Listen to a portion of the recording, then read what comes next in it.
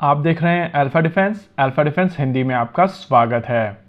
5 दिन पहले भारतीय वायुसेना का एक AN-32 एयरक्राफ्ट क्रैश हुआ था और इस क्रैश में भारत ने 5 वीरों को खोया था। नेचुरल है कि जब कोई एयरक्राफ्ट क्रैश होता है तो देश में गुस्सा बढ़ता है और आम आदमी की तरफ से हमेशा कहा जाता है कि भारत को अपने सोल्जर्स के लिए state of the art weapon systems, aircraft और इक्विपमेंट्स बनाने या खरीदने चाहिए। नेचुरल है कि ऐसे समय में इमोशंस बहुत ज्यादा हाई होते हैं और वेपन मेकर्स एग्जैक्टली इसी तरीके की विंडोज ढूंढते हैं ताकि वो अपने प्रोडक्ट्स को अच्छे से मार्केट कर पाएं। कुछ समय पहले भारतीय वायुसेना की तरफ से MTA प्रोग्राम शुरू किया गया था, यानी कि मीडियम ट्रांसपोर्ट एयरक्राफ्ट प्रोग्राम। इस प्रोग्राम को लेकर रिसेंटली कोई भी डेवलपमेंट नहीं हुआ है, ना ही किसी भी तरीके का रिक्वेस्ट फॉर प्रपोजल गया है, ना कहीं पर बिडिंग की गई है, ना ही इसको लेकर भारतीय वायुसेना या मिनिस्ट्री ऑफ डिफेंस की तरफ से कोई कॉमेंट की गई है। लेकिन मार्केटिंग टीम्स की तरफ से मीडिया में बज क्रिएट करने के लिए कुछ इन्फॉर्मेशन प्लान की गई है और ये चीज दिखाती है कि किस लेवल पर यहाँ पर मार्केटिंग की जा रही है। इस चीज को हाईलाइट करना जरूरी इस वजह से भी था क्योंकि अगर आप इस समय MTA के बारे में बात करेंगे तो इमोशनली चार्ज लोगों की तरफ से क्वेश्चन आएगा कि क्या भारतीय वायुसेना को केवल पुराने एयरक्राफ्ट उड़ाने चाहिए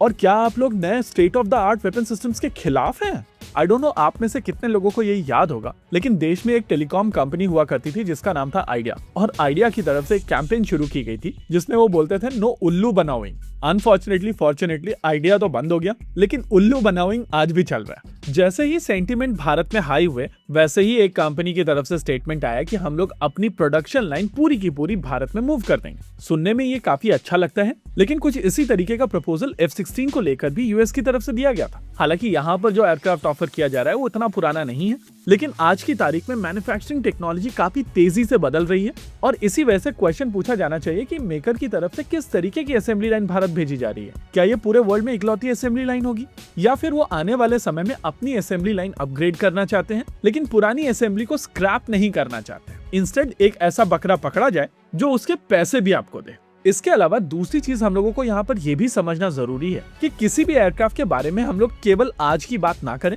और MTA के तहत जो भी एयरक्राफ्ट सेलेक्ट किया जाए उसके फ्यूचर में कोई अनसर्टेनिटी ना हो। सबसे पहले आप MTA में ऑफर किए जाने वाले एयरक्राफ्ट को समझिए। US की तरफ से C-130J सुपर हरक्यूलिस ऑफर किया जा रहा है जो पूरा का पूरा अमेरिकन एयरक्राफ्ट है और US और भारत के बीच में जिस तरीके की सिचुएशन बनी हुई है उसको लेकर बहुत ज्यादा बातचीत करने की आवश्यकता है ही नहीं। दूसरे एयरक्राफ्ट की अगर बात की जाए तो ये एम्ब्रायर का C-390 है और इस एयरक्राफ्ट को जब हम लोग दूर से देखते हैं तो लगता है कि ब्राजील से आने वाला एयरक्राफ्ट है और इसी वजह से इस एयरक्राफ्ट के साथ में किसी भी तरीके की स्ट्रिंग अटैच नहीं होगी और अगर कैपेबिलिटीज भी देखी जाए तो एयरक्राफ्ट काफी डिसेंट दिखाई देता है। लेकिन जैसे ही आप इस एयरक्राफ्ट को टीयर डाउन करना शुरू करते हैं तो आपको समझ में आता है कि इस एयरक्राफ्ट के साथ में कुछ परेशानियां तो हैं। KC-390 एक नया एयरक्राफ्ट है और मार्केट में इसको बहुत ज्यादा नंबर में उड़ाया नहीं जा रहा है, यानी कि इसकी लॉजिस्टिक्स कंपैरेटिवली नई है और आने वाले समय में जो टफ सिचुएशंस आएंगी उसको ध्यान में रखते हुए अभी इसकी लॉजिस्टिक्स के ऊपर क्वेश्चंस जरूर है। दूसरी चीज जो इसको और ज्यादा कॉम्प्लिकेट करती है वो है इसमें यूज होने वाला इंजन। एयरक्राफ्ट में इंटरनेशनल एरो इंजन के V2500 इंजन का प्रयोग किया जाता है और अगर आप इस US बेस्ड कंपनी की डिटेल्स में जाएंगे तो आपको समझ में आएगा कि इस कंपनी में 61% स्टेक्स प्रैट एंड विटनी के हैं, 16% MTU के और 23% जापानीज एरो इंजन कॉर्पोरेशन के।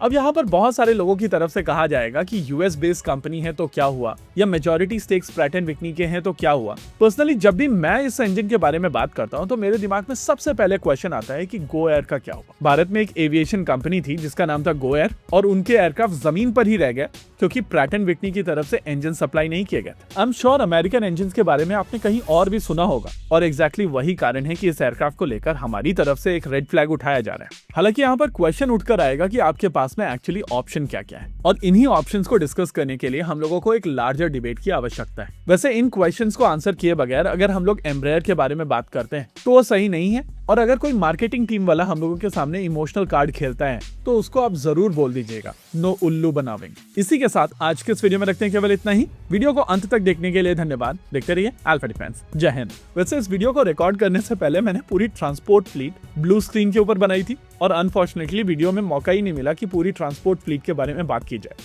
अगर इससे मिलता जुलता कोई टॉपिक आपके दिमाग में आए तो कमेंट सेक्शन में जरूर लिखिएगा और हम लोग कोशिश करेंगे कि पूरी ट्रांसपोर्ट फ्लीट के बारे में एक बार डिटेल में बात हो ही जाए।